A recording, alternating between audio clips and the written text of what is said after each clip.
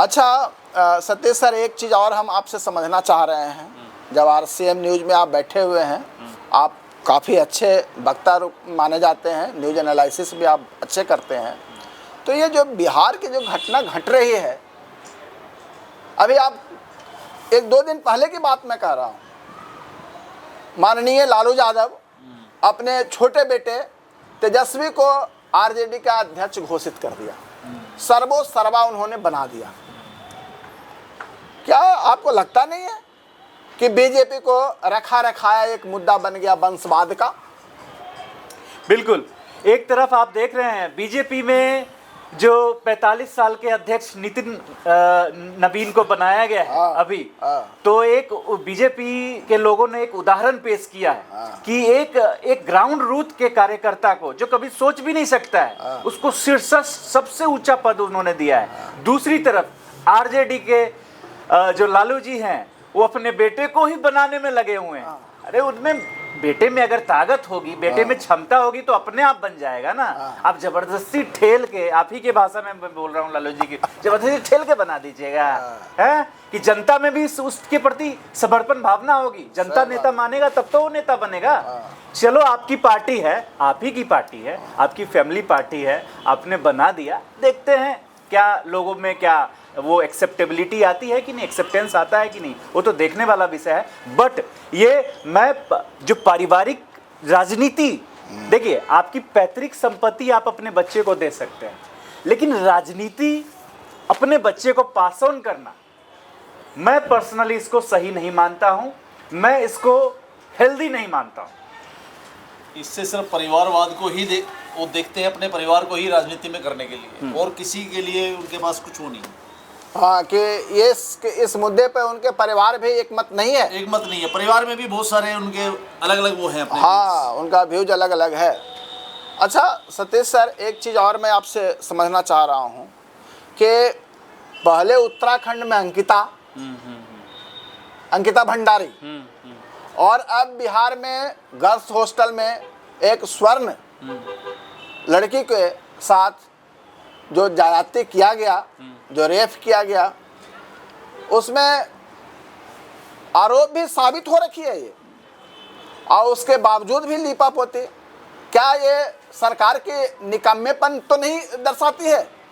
देखिए सर, आज गणतंत्र दिवस के अवसर पे अगर हम इस टॉपिक पर डिस्कस कर रहे हैं तो हमारे लिए शर्म की बात है, लेकिन चूंकि ये कोई न्यूज नहीं है। नहीं, ये किसी के बच्ची के साथ 14-15 साल की बच्ची जो PG में पढ़ने गई है, नीट की तैयारी कर रही है, होनहार, कल को डॉक्टर बन सकती थी, उसके साथ जबरदस्ती, मतलब ये चीजें मैं नहीं कह रहा हूँ, ये उसके पोस्टमार्टम रिपोर्ट में आया हुआ है, उसके अंडरगारमेंट्स पे स्पर्म मिले हैं, और आज ये पोस्टमार्टम आया। लेकिन आज से जब ये कांड हुआ था तो वहां के थानाध्यक्ष, वहां के SP या जो भी है, वो इस चीज को मानने से इनकार कर रहे थे। भाई एक आम आदमी देखेगा तो समझ जाएगा कि बॉडी पे चोट के निशान है, घाव लगे हैं, चोट लगे हैं, और आप कह रहे हो कि नहीं इसने कोई दवाई खा ली है।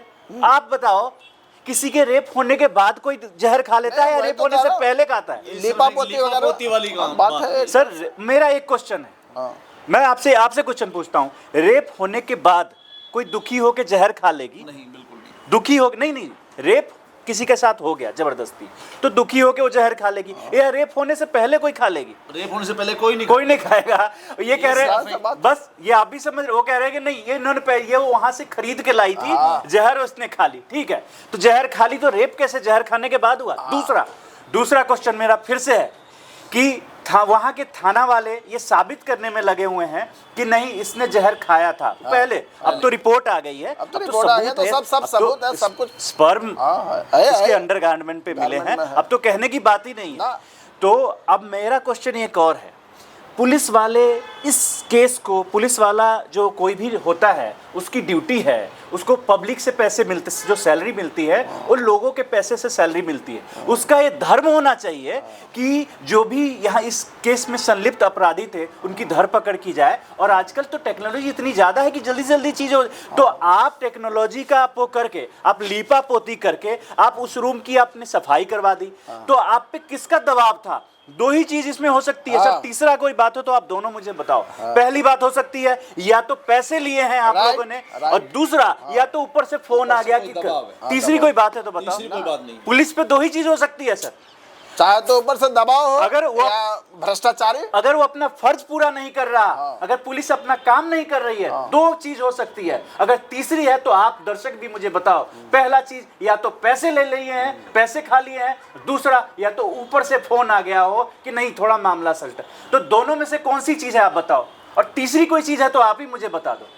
भाई किसी सवर्ण जाति को टारगेटेड करके आप ये काम कर रहे हो, ये बहुत ही गलत चीज है। नहीं, मेरा कहने का मतलब है कि कोई भी जाति का हो, लेकिन ये जो हो रहा है बिहार में, ये एक तरह से समाज के लिए ठीक नहीं है, और समाज के लिए ये ठीक गलत नहीं है, एक घृणित प्रयास है। एक बहुत बड़ा धब्बा है समाज के ऊपर, पढ़े लिखे समाज के ऊपर बहुत बड़ा धब्बा है। सर धब्बा है तो इसको और ये मैं बहुत कह रहा हूँ शर्मनाक घटना है। नीतीश जी से हमारी बहुत ही ज्यादा हमारी ये है कि आप सुशासन को लोग इतना मानते हैं, तो आप इस चीज को द्रुत गति से कार्रवाई करवा के, जो भी किसी भी पार्टी से हो, चाहे वो किसी भी पार्टी का आदमी हो, किसी का नाम आ रहा है, जिसका भी नाम आ रहा है, और जिस भी अधिकारी जो भी है, तत्काल प्रभाव से उसको हटा के आप एक अच्छे करबट उसको लगाइए इसमें पुलिस वाले को, और जल्दी से जल्दी इसका पर्दाफाश करवाइए। ये सब चीज एक गलत मैसेज देता है, आपके छवि को धूमिल करता है। ये चीजें नहीं होनी चाहिए सर, हैं? 2026 में अगर ऐसी चीज हो रही है, पूरे स्टेट पे इसका असर पड़ता है। बिल्कुल ऐसी घटना हो, छवि धूमिल होती है। नहीं तो इसमें दूध का दूध और पानी का पानी करके नीतीश जी को दिखवाना चाहिए कि हाँ भाई ये इसमें ये है।